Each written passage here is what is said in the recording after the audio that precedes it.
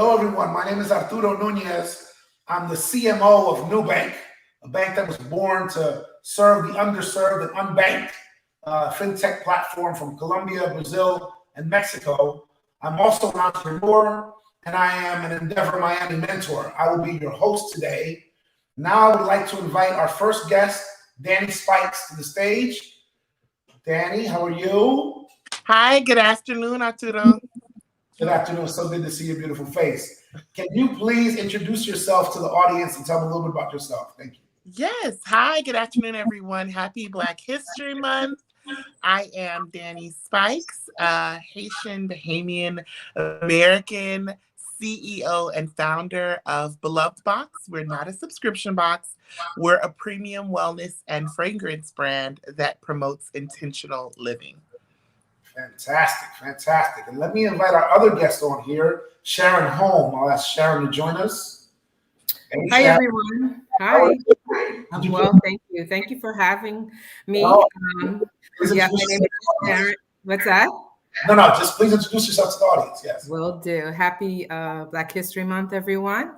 My name is Sharon Holm. I'm the COO of Genobank. Genobank focuses on ensuring that donors of their genetic data are the owners and controller of their results, so that they are the ones giving the consent of who has access, primarily to the researchers, but we also ensure that researchers are compliant with privacy laws. So we are the data governance platform between the donors as well as the researchers, and we're business to business.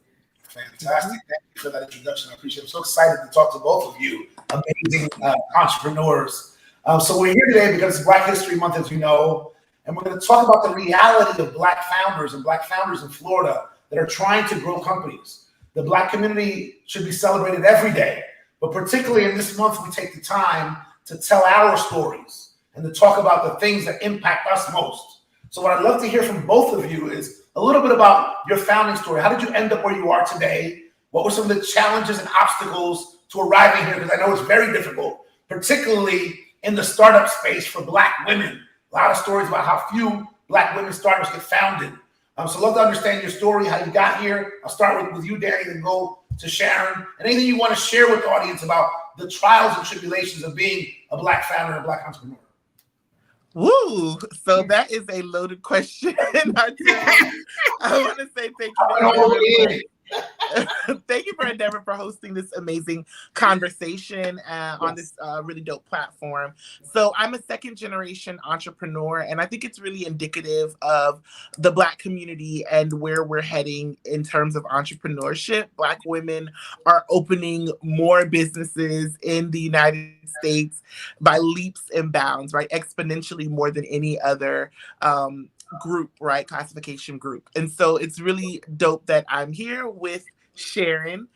Second generation, I became a perfumer because I'm a professional relationship coach, and we found a sector of the population who has skin sensitivities or are going through major life transition that affects their skin, and they didn't have any products that really smelled really good and that made them feel good. And so we met at the juxtapost of fragrance and wellness and created things that anyone could use, because my husband has eczema and I have sensitive skin. And so that's how we created Beloved Box. It was supposed to be something that we were only supposed to use and I was only supposed to share with my clients.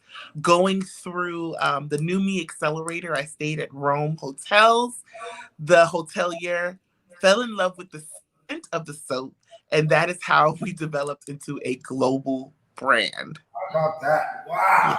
That is amazing. That is so awesome. Good. Sharon, a little bit about your story. Right. So I was born in North Carolina, grew up in New York City. So I am the child of two amazing individuals who have gone on to pass, but have instilled in me just some amazing values. Both of my parents grew up during the civil rights, were involved in the civil rights. They went to HBCU schools. I consider my father basically breaking the glass ceiling to become one of very few African Americans to receive his master's from Columbia University. That's how we actually ended up in New York. And my mother, having gone to Winston-Salem Teachers College, which was that's how it was known back then. She had the option, two options. African-American female could only become a teacher or a seamstress. And she chose to become a teacher, to work in education, and moved to New York and took a position in a school in the inner city in the Bronx, and basically worked with children who had educational challenges. So I'm just blessed to have had them. They've instilled in me a lot of values, just being proud of my Blackness, always supported me. After college, I basically moved overseas for 20 years, being an African-American woman living in Asia, in Hong Kong for 8 years, working, basically heading a team of all Asian community from different parts of Asia, putting in the first platform, the electronic platform of the Hong Kong Stock Exchange, taking it from a paper-based system to electronics. I've had my own food and beverage startup, basically in the south of Spain, as well as retail. So that's really probably where I got my entrepreneurial bug, not only from my parents, just to take risks, but also from starting my own business along with my ex-husband, or husband then, but now ex-partner, and learning the whole trait behind bootstrapping it, looking for investors. And back then you created a business plan as opposed to a pitch deck. And then having returned to the US, having been put in touch with Danie Uribe, who's the co-founder of Genobank, through a close friend of mine who was I worked with in Asia and who worked for a VC firm. He invested in Genobank, as well as he invested himself as an accredited investor. And Genobank, one of the things I'm very proud of with Genobank is that we're really focusing on bringing diversity to the genetic, to medical research. As you know, that in the African community, there have been situations of, non-ethical practices. And so what we want to do is really enforce that we provide that security for individuals of other ethnicities to participate in clinical trials to help find cures for our populations. So I love that, Sharon. Thank you for that. It's amazing. Wow, your story. I didn't know it had such an international angle to it. It's really spent a lot of time living abroad as well. You also mentioned the idea of HBCUs. I went to Florida A&M, a proud graduate of FAMU, and it really changed my life. It really changed my life because for the first time in an educational setting, I was celebrated versus tolerated. Yes. And my self-esteem, the way I looked at myself, and the way I looked at the other kids that went to school with me. Can you talk a little bit about that idea of being celebrated versus tolerated? So often for companies, we're an afterthought. Products for us are an afterthought. What our needs are an afterthought. What our challenges are an afterthought. Talk a little bit about that, please, Danie, about how you were inspired by the journey that we go through as people to find solutions for our problems. Yeah, so went to Spelman, HBCU. Come on, and that's where I spent a lot of time embracing my Blackness and seeing and being in a space where I wasn't an anomaly. I was the standard, right? Being Black and being brilliant and excellent and creative, and we're seeing that specifically. I'm in the consumer packaged goods space. We're seeing that being an afterthought was what a lot of specifically Black women were dealing with in the cosmetic space. A lot of Black women, our packaging was substandard, our products were less than appropriate for our textured hair, our skin, our specific needs. And so we've seen this massive shift even in how companies like Procter & Gamble and Unilever are seeing the purchasing power of Black people, right? For long, for those of you who aren't familiar with Black hair, our hair is beautifully curled and coiled, and we were taught to straighten it or to relax our hair. And in early 2000s, it was a massive exodus of Black women choosing to embrace the natural texture of their hair. And the sale of these relaxers plummeted over 90%, right? $1 trillion industry. Right.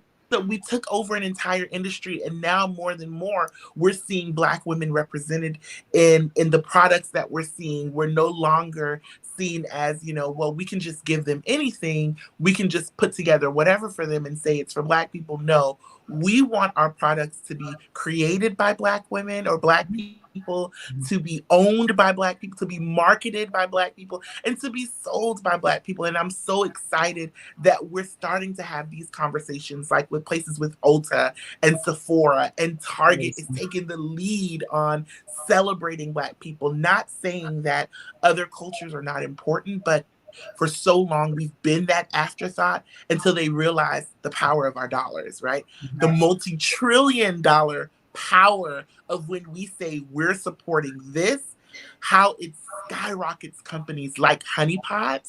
She became a multi-millionaire from the support of people that looked like her. And companies like Always and Tampax. This is feminine hygiene, Arturo. So I don't know how familiar you are with that. But companies started following her lead as a Black woman who was creating products for other Black people, right? And so I'm really, really excited about where we are. I know that we have so much more further to go, but I'm happy that the conversation, and especially the CPG space, is starting to shift, that more people are realizing these people spend money and they have power every time they spend. That's right.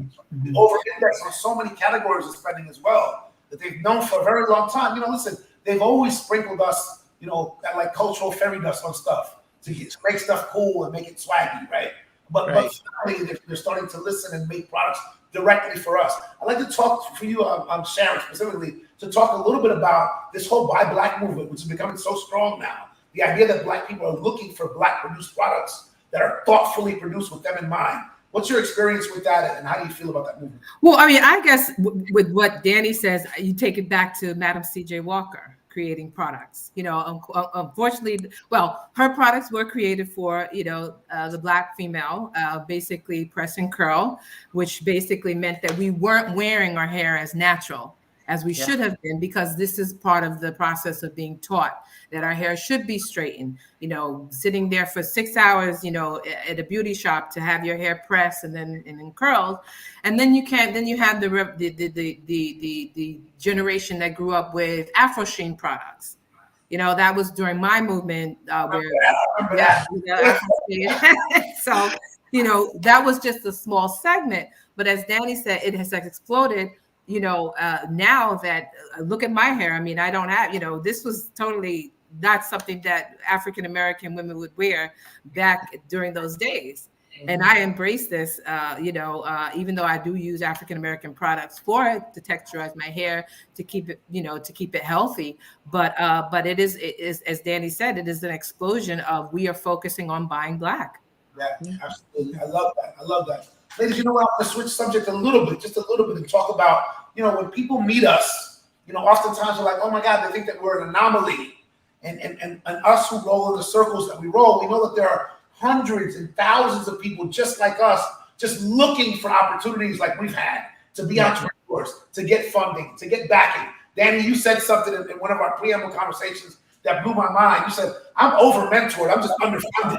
Like, we got to stop this conversation, the blah, blah, blah, and get to, are we really going to support these businesses? As Black people and as investors that see business potential, are you really going to write that check? How have you guys dealt with the idea of gaining funding, meeting investors, telling your story, and getting people to accept the real part, which is the real backing, not the conversational backing?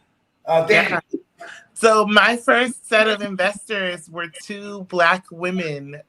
One of them was a Spelman graduate, right? Awesome. And I didn't have a very deep relationship. Like, they knew of me, they knew of the Love Box, but one thing that they respected was the consistency and the reputation of the company. And so when I was selling at Little Haiti Marketplace, because that was where a lot of Black-owned smaller business had shelf space, right?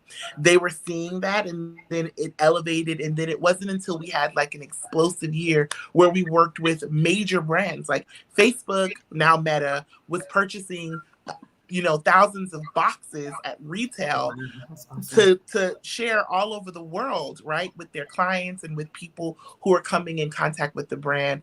Capital One Bank was another massive client where we were doing these experiences, right? And so I was able to do that by thinking differently. One of the things that I do preach, because my profession is a relationship coach, is that when you don't have money, you have relationships.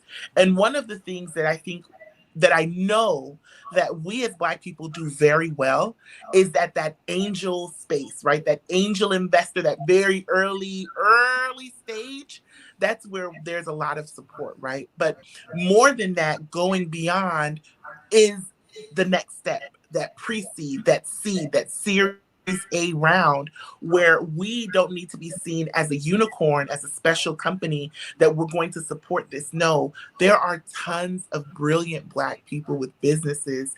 And so the conversation always after I meet with any organization, with any person, is how are you going to walk the walk, right? Are you going to respond to the emails?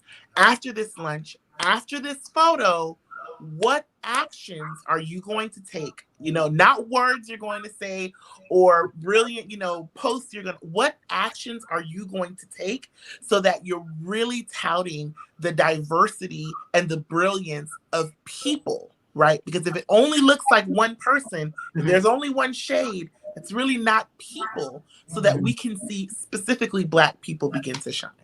I love that. Danie. That's fantastic. Sharon, some thoughts for you about where we still need to go. There's still so many challenges to overcome. There's still so many roadblocks to people. It's not the same. We have a brilliant idea. I know a woman named Tanya Van Court. She has a company called GoSetter. And Tanya started this. It's a financial literacy tool for kids to start to understand money and invest and save, etc. She started a company. She went to Sand Hill Road to get investment. And the VC guy said, yeah, that's not a thing. Your idea, that's not an idea. By the way, she had 2 Stanford degrees in engineering. She worked at Nickelodeon and Discovery Network. They told her, yeah, that's not an idea. 6 months later, the same Sand Hill Road VC gave 2 white guys $22 million to the exact same idea. That's called Chime today. 6 months after that, they gave another 2 guys $40 million to the exact same idea. So here's a woman couldn't have better pedigree. 2 degrees from Stanford in engineering, couldn't have better corporate credentials. And she had a great idea that's not being done. Now, when she goes to try to get VC, they say, oh, well, you have 2 very well-funded competitors. It's difficult for us to give you money, right? So we can't win if we're losing sometimes, Can you talk a little bit about the difficulty of getting funding, the difficulty of being accepted as peers in this business, that despite whatever your story might be? I'd love to hear a little bit more from you about that. I mean, I think, so I just think basically it has always, it's just been a challenge throughout. Number one, leaving the corporate sector, coming into owning your own and trying to get on that platform of getting people to accept you for being on the same level, being a stakeholder at the table. There's always a challenge. And I think there's always going to be a challenge. So I think for me as an African-American entrepreneur, it's just to keep paving forward, align yourself with those who, have contacts who can then basically help you persevere.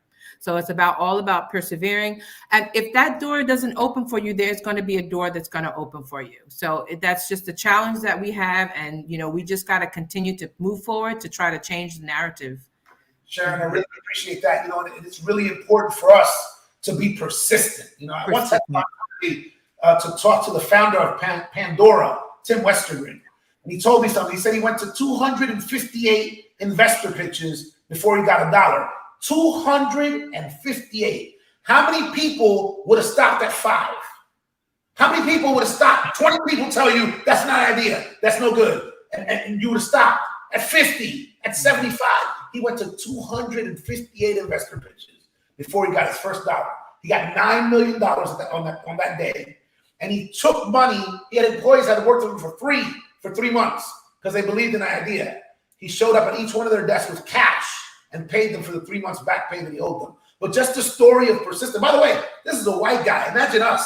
How many of us have had the door slammed in our face to brilliant ideas? And we said, well, listen, Russell Simmons, okay? Russell Simmons was on a beach one day. They were doing an interview with him. And they said, when you first started to try to start Def Jam, no one would pay attention to you. How do you feel about that today? He said, if people had listened to me, I'd be somebody's employee today, not worth $500 million. It's because they wouldn't hear me, and I was persistent on bringing this idea to life that I became what I became financially. You know, and so the persistence thing is so important for us because we don't get doors shut in our face more than other people will. How do we persist? How do we say, you know what? I'm not going to let this personally destroy my ambition, my dream, my mission for realizing my idea. You know, then can you talk a little bit about doors that shut in your face? Can you talk about the people? You know, by the way, I love when you have an idea, the haters come out. Some of the haters might even be your own family. Oh, that's crazy. Why are you doing that? Don't do that. Can you talk a little about your experience with haters and how you overcame that? Yeah. So one of the things about me is I go where I'm celebrated and not tolerated. I go where people are as enthusiastic and are as excited about what it is that we're bringing to the table, because oftentimes you will have, unfortunately, a goal setters situation, you know, Chime, these multi-million dollar, soon to be billion dollar companies. I always ask and push back in terms of when I do feel resistance is, are you uncomfortable with me because I'm a woman, because I'm Black, or because of both? Right? Because the conversation sometimes is we're not comfortable writing you that a check that size. And then it's the question of why. Somehow you're less credible. And even though Tanya had 2 Stanford, what other credibility do you need? 2 Stanford. Right. I'm a senior leader at Nickelodeon Discovery. You know these brands, you know these companies, you know I've been vetted, and yet somehow you feel like coming from me is still not an idea. You know what I mean? Right. And so it's about, you know, this is speaking specifically to the Black founder, to the Black female founder who feels discouraged. This is a direct message. There has to be a balance. As much time as you spend pounding the pavement in spaces where you're not celebrated, spend also time with people who get and celebrate you and understand your awesomeness. Oftentimes, the biggest opportunities came from people who were on the inside who got it. Someone at Meta was a biracial Black and Asian woman who had been discriminated against and got it and was like, this is better than X, Y, and Z company. I'm not going to say their name, right? And so as much time as I spent with people who didn't feel that we would be able to create a global brand and didn't get it and said, I mean, what's the difference between you and, you know, Bath and Body Works? Like, why would I buy your product versus theirs? I also spent time with people who was like, this is really dope. And you're not the next X, Y, and Z company. You are the first version of yourself. And I know this is going to be amazing. And highlighting those voices, because it's easy to focus on the no's and not the yeses. Similar story. We pitched, I calculated last year, 601 times. Out of the 601 times that I have pitched Beloved Box, we have had 6 yeses. That's amazing. And that wasn't for investment. I mean, 6 major opportunities out of that is less than 1%. That's so amazing. That's just I mean, our experiences now, we've just only really established base here in Miami for probably a little bit over a year, Genobank. So, you know, Daniel's based in Palo Alto in California. I'm here in Miami. And I must say, being in Miami, it has been a breath of fresh air. It's been easy to go out and to network, make connections. The Endeavor program has really helped us tremendously in terms of getting our strategy for taking that next step in terms of raising funding for seed money. Also placing us in contact with a number of investors who have actually answered their emails and we've pitched for. So, you know, kudos to them. But I have just felt like Miami is, you know, has been a breath of fresh air. I mean, I'm giving kudos to all the other African-American or of the African diaspora here who have basically, you know, just been, have opened their doors and just let us tell our stories. primarily, since we're really focusing on that equity within the genetics, the genetics sector, it has been pretty good for us. We haven't had any, I would say, any experiences where, I think more or less that has come for Daniel's side in Silicon Valley, to be quite honest. But we've been very, very, very pleased with the reception here, having set up shop. That's And if amazing. I can share a few of those groups where if you are a founder or if you're interested in backing founders and putting your money where your mouth is, there's Air Ventures with Yes, Leanne Leanne Buchanan. Buchanan. There is CFBI with Yes. Derek Pearson, Nasha. and Star X Smith. We have Michael Hall. Myself, I also run a nonprofit for women in CPG called Hello Beauty, right? To help bring up more women of color in that space. There are F&B accelerators. Brian Brackeen is always here with Lightship Capital. There are people here, if you are a founder, that you don't have to feel like you're going at it alone. Even Endeavor, who is hosting this conversation, have cohorts specifically for Black and brown founders to find community. So you don't have to feel like you're going at it alone. Sharon, you brought up a really good point. Miami is like no other city. If you need your tribe, you will find your tribe here. You just Kudos have to to be willing Felicia to look. Hatcher, and kudos. You will find it. So Mhm. it's been so far so good for us. Where we feel like we've really. And we've got that gateway to not only Latin America but to the Caribbean, which are areas that is a big focus for us too. Yeah. No, thank you for that. And actually, that leads me to a nice little transition as we head towards wrapping up here. Leanne Buchanan, by the way, amazing. I sit on her board for Mia. She's unbelievable. Obviously, what Endeavor does is unbelievable. I love the amount of support and resources they provide to a lot of different companies down here. But what even Baron Channer and Kevin Cadet of Black Angels, so it's just they are Black Star. Accessibility has been great. Absolutely. So what would you say? You got an opportunity, we got another 5-10 minutes. What would you say to true allies? How can they help us? What's the call to action? I hate to leave here without having a call to action.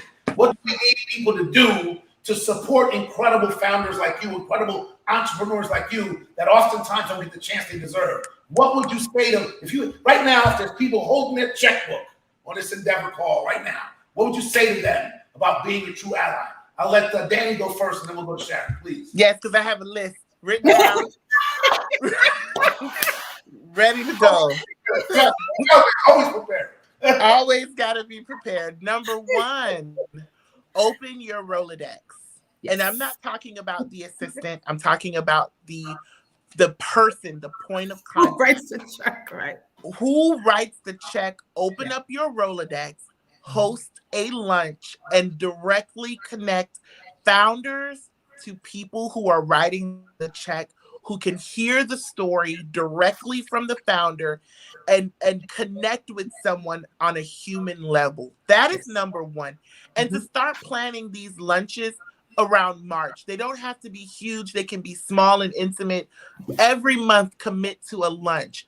PAG Law Group did it last year. Start connecting people to your Rolodex. Number two, connect with these organizations. We listed several: Black Angels, CFBI, Air Ventures, Hello Beauty. Michael Hall has an organization as well, Tech Beats and Bites. Connect directly with these organizations. They're not hard to find. We're all on LinkedIn. We're all on Facebook. We're all on Instagram. Heck, we're all on TikTok. We're not hard people to find. And ask them, how can I help? And respond to the email when they say how you can help. That's number two. Number three, patron businesses, and don't look at it as support. Look at it as value, right? If you're having a holiday party, if you're sending gifts to your clients, you should be supporting a woman or a person of color. All of these other larger companies have been winning for years. Be intentional about where you're spending your dollars, and be intentional with your friends, your family, about the products that you're using and speak about it. Yeah, they're your ambassadors. The next best thing since sliced bread. Those are the three things I am challenging you as an ally to do. Host an intimate space where your Rolodex is introduced to Black and Brown founders. Reach out to these organizations and ask, how can I help? Yep. Even if you don't have the answer, be ready to connect them with someone who does. And last but not least, patron these business from a perspective of value, not because it's Black History Month, not because someone has passed away from police brutality, but because you actually find the value in the products or services that they are offering. That's the checklist. And that is the checklist, and that is the checklist. Yes, drop the mic, right, exactly. You know, and don't be reactive, be proactive, as Danie said. And I'll give you an example. My cousin just got married in Cleveland, and every product that was given to the guests at the wedding were Black products from Black-owned. Yeah, down to the honey. The gentleman had a bee farm. Down to the aromatherapy lotion. Yeah, so yeah. I love that. Critical. You said, diversity is intentional. It's intentional. The system will always default to the status quo if left to its own devices. That's why we literally have laws about the transaction and quotas, because the system will always default to the status quo. So we have to be uber intentional if we really want to make change. Don't ask for a photographer, ask for a Black photographer. Don't ask for a caterer, ask what a Black caterer is. Ask what a female caterer is. Ask what the LGBT plus caterer is. That's the way we're going to get to really be diverse. So amazing. Thank you so much. And we have the challenge of getting out there to hold the hands of our community to say, okay, we understand there have been situations going back all the way to Henrietta Lacks, the HeLa cells. Her cells were used against her for 70 years, still used to this day, without the consent of her family for medical breakthroughs, polio, COVID-19, still being used for in vitro fertilization. And so we need to say, okay, we are working to end that so that we bridge that relationship with you and the researchers so that we can find cures for our populations. We have certain illnesses that are not based on the genetics, which is mostly taken from white Europeans. So how can we work with you to ensure you to build that trust factor where you can then go and participate in these clinical trials? So the Tuskegee situation of the syphilis study, or you have North Carolina females that had to deal with the eugenics situation of being forced to be sterilized. I mean, you can even take it to Australia with the Aborigines being forced to, their children taking them at childbirth. So we need to work together to, for us as someone focusing in that area, we need to really go out to our community and explain this so that we can find these cures. So many amazing stories. One of the running themes you guys have talked about is, and it's one of my firm beliefs, the quality of your life is the quality of your relationships, right? How do we build relationships with other entrepreneurs? How do we get in these people's Rolodexes and get to the people that are making decisions, to give them value, to show them alternative investment opportunities that are Black and brown or diverse? I think all this stuff is super important. I want to thank you both for your time. I want to give you one last opportunity, one soundbite for the Endeavor people here, for all the people that are tuned into this broadcast. We'll ask the one thing you want to leave on these people's mind and close this very important conversation. I'll start with you, Sharon, this time. What do you want the people to leave with? Well, I'm not religious, but I'm spiritual. Walk by faith, not by sight. Yeah. Believe. Yes. Yeah. Believe. It's celebrate yourself all the time. Yeah.